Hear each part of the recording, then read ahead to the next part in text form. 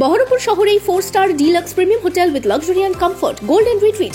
এখানেই জেলার একমাত্র ডিস্কোথেক, আছে রেস্টুরেন্ট, লাউঞ্জ বার, অত্যাধুনিক gym, spa, swimming pool, club মেম্বারশিপের সুযোগ। বহরমপুর শিল্প তালুকে গোল্ডেন রিট্রিট।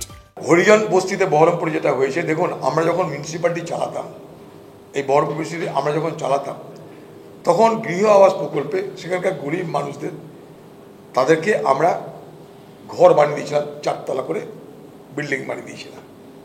সেখানে তারা আমরা 8-10 হাজার, 12-13 হাজার, আমার মনে পড়ছে না, 12-13 হাজার টাকার বিনিময়ে এক একজনকে একটা ফ্ল্যাট দিয়ে দিয়েছিলাম। তো সেগুলো এখন লোভনীয় তৃণমূলের নেতাদের কাছে। তারা তো জমি হাঙর, সারা শহরের জমি জায়গা বিক্রি করে খাল বিল বন্ধ করে আর তো কিছু নেই। এবার সেইখানটার লক্ষ্য যে তাদের সেই পৌরসভার অধীনে যে সমস্ত সেখানকার নির্মাণ সেখানকার বসবাসের যে জন্য যে বাসভবনগুলো করা হয়েছিল, সেখান থেকে এদেরকে উচ্ছেদ করার যে লক্ষ্য। গতকাল অদিত চৌধুরীর মদতপুষ্ট, যারা অদিত চৌধুরীর আমলে জেল খেটেছিল, যে দুটো নাম শোনা যাচ্ছে, তারা কিছুদিন আগেও টাউন ক্লাবে গিয়ে অদিত চৌধুরীর কাছ থেকে টাকা নিয়ে বিভিন্ন এলাকায় তৃণমূলে বদনাম করার চেষ্টা করছে। তাদের নামে ইতিমধ্যে পুলিশে অভিযোগ করা হয়েছে, পুলিশ যথারীতি তাদের ব্যবস্থা নেবে এখানে ঝামেলা করার পরিবর্তে। কিন্তু এই ঘটনার সঙ্গে যারা লোকাল তৃণমূল, অপ্রদীপ মজুমদার, এসব আমাদের মহিলা তৃণমূল যারা আছে, কোনোভাবেই যুক্ত নয়। তারা যেহেতু গরিব, তারা যেহেতু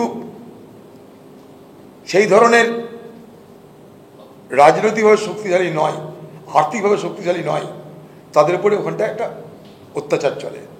অত্যাচার চলে কীরকম? সন্ধে হলেই মদ খেয়ে তৃণমূলের মাতালরা সেখানে গিয়ে বস্তির মেয়েদের টন টিটকারি হ্যান ত্যান করে। সেখানে কংগ্রেস পার্টি ছোট একটা নির্বাচনী অফিস করেছে, তাতে আগুনে ঘি পড়েছে। তৃণমূলের সেখানকার মস্তানরা সেখানটাই নির্বাচন যেহেতু চলে এসছে, গতকাল রাত্রে সেখানকার মা বোনদের শুধু ভয় দেখানোই নয়, সেখানকার কংগ্রেস কমিটির গায়ে হাত দেওয়ার চেষ্টা করেছে, পাশাপাশি সেখানকার মা বোনদের ভয় দেখাতে ডাইরেক্ট বলছে, কংগ্রেস করলে তোমাদের উপরে এই হবে। কি হবে?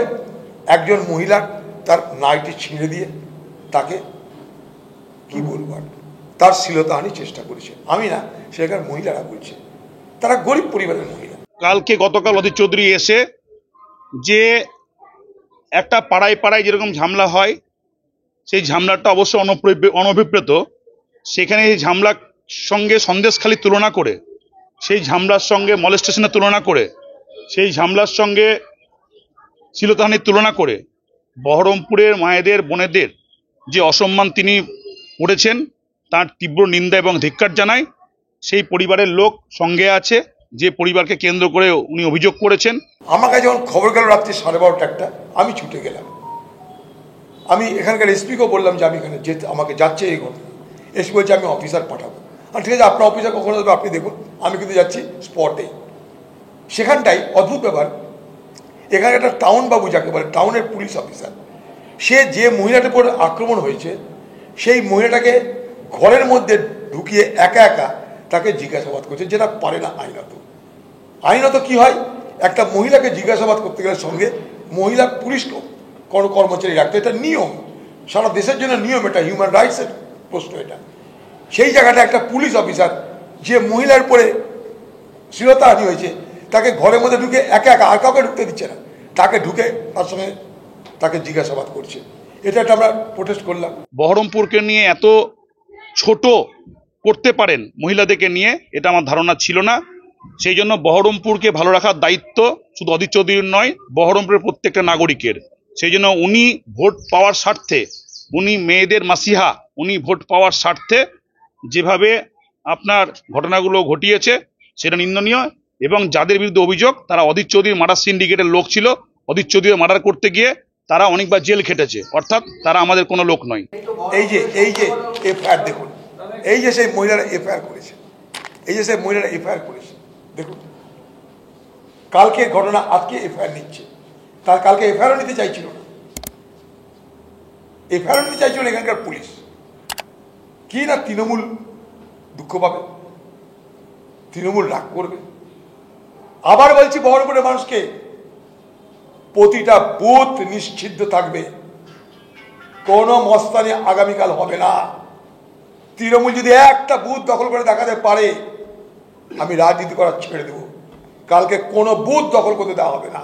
কোনো রংবাজ, মস্তান, গুলি বারুদ যতই থাক, কিছু কালকে করতে দেওয়া হবে না, হবে না, হবে না। তৃণমূলের নাম দিয়ে চালিয়ে ইলেকশন অবজারভারকে কমপ্লেন করে আমাদের প্রত্যেকটা ক্যান্ডিডেটের উপর ওদের 4 জন কিলার, ওদের শয়ে শয়ে আর্মস পার্টি অফিস থেকে আরম্ভ বিভিন্ন জায়গায় মোতায়েন হচ্ছে। ওদের বিভিন্ন কাউন্সিলর, বিভিন্ন রকম ধরনের ওদের হচ্ছে দুষ্কৃতি, যারা বাইরে থেকে অধীর চৌধুরী নিয়ে এসছে। অধীর চৌধুরী পার্টি অফিস ছানবিন করুন, অধীর চৌধুরী বিভিন্ন রকম সেলটা ছানবিন করুন।